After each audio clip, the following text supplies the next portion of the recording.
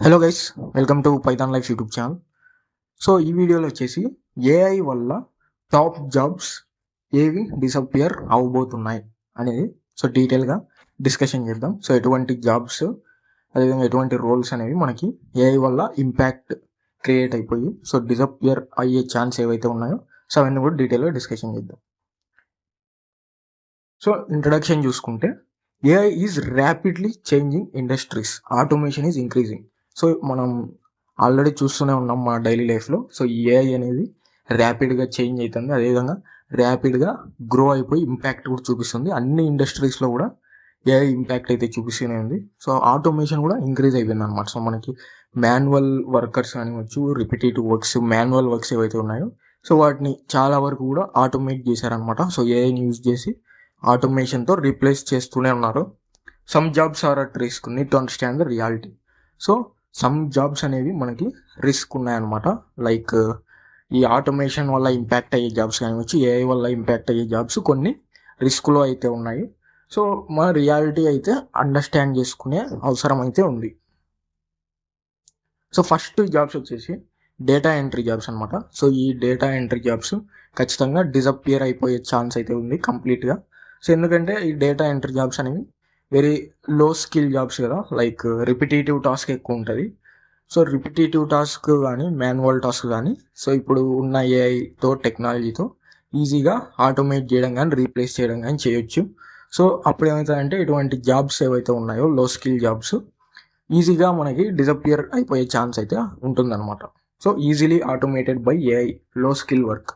So ఈ data entry job అనేది మనం సో చెప్పేయచ్చు లైక్ లో స్కిల్ వర్క్ ఉంటుంది. సో ఏఐతో ఈజీగా డేటా ఎంట్రీ అనేది రీప్లేస్ చేయొచ్చు అనమాట, ఈజీగా ఆటోమేట్ చేయొచ్చు. So high risk of replacement. So ఖచ్చితంగా ఇటువంటి జాబ్స్ ఏవైతే ఉన్నాయో రిపిటేటివ్ టాస్క్ కానీ లో స్కిల్ వర్క్స్ కానీ సో అవన్నీ కూడా కంప్లీట్గా డిసపియర్ అయిపోయే ఛాన్స్ అయితే ఎక్కువగా ఉంది. సో నెక్స్ట్ వచ్చేసి బేసిక్ కస్టమర్ సపోర్ట్ అనమాట. సో ఇటువంటి రోల్స్ కూడా మనకి ఏఐతో ఈజీగా ఆటోమేట్ అయిపోయే ఛాన్స్ అయితే ఉంది. Like chatbots handling queries కానివచ్చు, సో 24/7 ఆటోమేటెడ్ రెస్పాన్సెస్. సో మనకి చాట్ బోట్స్తో కానివచ్చు, ఈ ఆటోమేషన్తో కానివచ్చు, సో ఏఐని చూసి కంప్లీట్గా ఈ కస్టమర్ సపోర్ట్ లైక్ రోల్స్ కూడా మనకి ఈజీగా రీప్లేస్ అయ్యే ఛాన్స్ అయితే ఉందన్నమాట. So reduced human dependency, entry level roles affected. So human dependency అనేది రెడ్యూస్ అయిపోతుంది అనమాట. సో ఏఐ యూజ్ చేయడం వల్ల, ఆటోమేషన్ యూజ్ చేయడం వల్ల ఏమవుతుందంటే సో హ్యూమన్ మీద డిపెండ్ అయ్యే నీడ్ అనేది రెడ్యూస్ అయిపోతుంది. సో ఎంట్రీ లెవెల్ రోల్స్ ఏవైతే ఉన్నాయో సో అవి ఎక్కువగా అఫెక్ట్ అయ్యే ఛాన్స్ అయితే ఉంటుంది. సో నెక్స్ట్ వచ్చేసి మాన్యువల్ టెస్టింగ్ జాబ్స్ అనమాట. సో ఈ మాన్యువల్ టెస్టింగ్ జాబ్స్ ఒకప్పుడు మనకి చాలా డిమాండ్ ఉన్నాయి. సో ఇప్పుడు ఏమవుతుందంటే కంప్లీట్గా ఆటోమేషన్తో రీప్లేస్ చేయడం అయితే జరుగుతూ ఉంది. Like automation testing tools replacing manual work అనమాట. సో మాన్యువల్గా ఏదైతే టెస్టింగ్ ప్రాసెస్ ఉందో సో అది కంప్లీట్గా మనకి ఆటోమేషన్తో రీప్లేస్ చేస్తున్నారు అనమాట. సో అప్పుడు ఏమవుతుందంటే మనకి డిసపియరింగ్కి హై ఛాన్సెస్ ఉంటాయి, ఫాస్టర్ అండ్ మోర్ ఎఫిషియెంట్ అనమాట.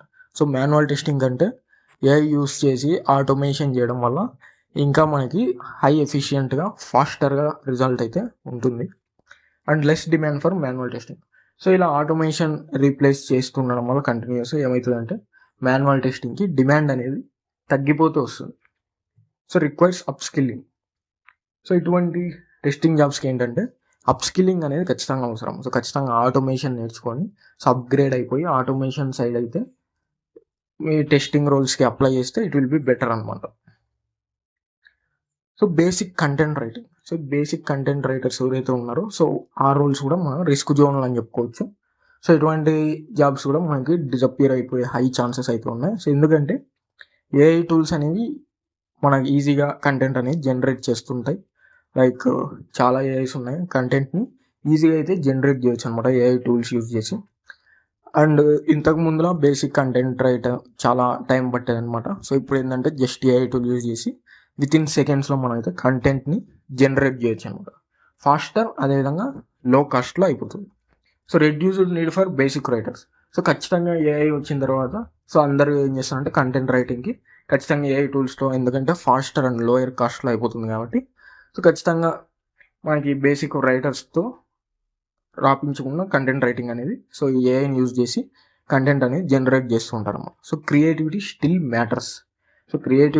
మ్యాటర్స్ బట్ డిమాండ్ అనేది తగ్గిపోతూ వస్తుంది అనమాట.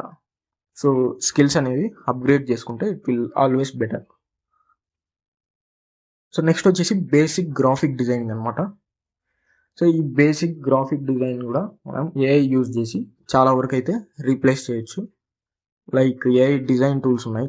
సో చాలా డిజైన్ టూల్స్ అయితే ఏఐ మీద అయితే ఉన్నాయి. సో అటువంటి డిజైన్ టూల్స్ యూజ్ చేసి మనం ఈజీగా బేసిక్ గ్రాఫిక్ డిజైనింగ్ అనేది క్రియేట్ చేసుకోవచ్చు. సో మాన్యువల్గా డిజైన్ చేసే వాళ్ళ నీడ్ అనేది గ్రాడ్యువల్గా తగ్గిపోతుంది అనమాట. సో ఎందుకంటే చాలా ఏఐ డిజైన్ టూల్స్ వచ్చేసాయి కాబట్టి. So AI design tools available, quick design generation అనమాట. సో ఏఐ టూల్స్ యూజ్ చేసి మనం ఈజీగా క్విక్ డిజైన్ అనేది జనరేట్ చేయొచ్చు అనమాట. సో మాన్యువల్గా డిపెండ్ అవ్వాల్సిన పని లేకుండా సో ఏఐ టూల్స్ యూజ్ చేసి సింపుల్గా మనకు కావాల్సిన బేసిక్ గ్రాఫిక్ డిజైన్ కావచ్చు, అడ్వాన్స్డ్ డిజైన్స్ కానివచ్చు, సో ఈజీగా జనరేట్ చేసుకునేంత టూల్స్ అయితే ఇప్పుడు మనకి అవైలబుల్ ఉన్నాయి. సో లో level design work affected. So ఏవైతే బేసిక్ డిజైన్స్ ఉంటాయో, లో లెవెల్ డిజైన్ వర్క్స్ ఉంటాయో, సో అవి ఖచ్చితంగా అఫెక్ట్ అవుతాయి. ఎందుకంటే సో ఏఐ యూజ్ చేసి ఇంత ఈజీగా మనం గ్రాఫిక్ డిజైనింగ్ చేస్తున్నప్పుడు సో ఖచ్చితంగా లో లెవెల్ డిజైన్ వర్క్స్ ఏవైతే ఉన్నాయో వాటి మీద అయితే ఇంపాక్ట్ ఉండే అవకాశం అయితే ఉంటుంది అన్నమాట. So advanced designers still in demand.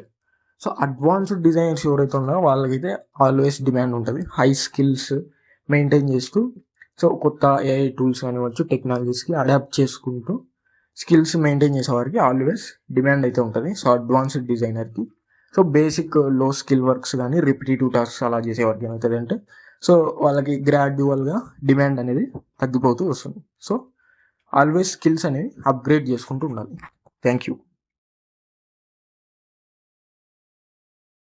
So ఇక్కడ పైథాన్ లైఫ్ వెబ్సైట్ అందరికి తెలిసే ఉంటుంది కదా. సో మీరు ఏదైనా బ్రౌజర్కి వెళ్ళిపోయి pythonlife.in అని చెప్పేసి సెర్చ్ చేయండి.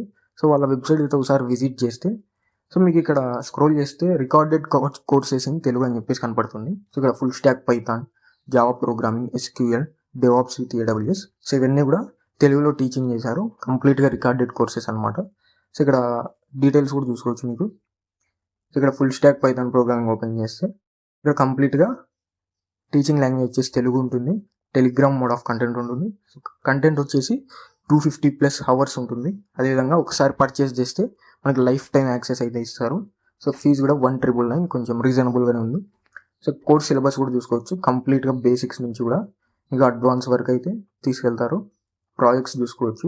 ఇక్కడ టూల్స్ డీటెయిల్స్ అన్ని కూడా ప్రొవైడ్ చేశారు. సో ఒకసారి ఎవరైనా ఇంట్రెస్టెడ్ ఉన్న వాళ్ళు pythonlife.in వెబ్సైట్ విజిట్ చేసి సో ఒకసారి అయితే చెక్ చేసి మీకు ఇంట్రెస్ట్ అయితే ఖచ్చితంగా పర్చేస్ చేసుకోవడానికి అయితే ట్రై చేయండి.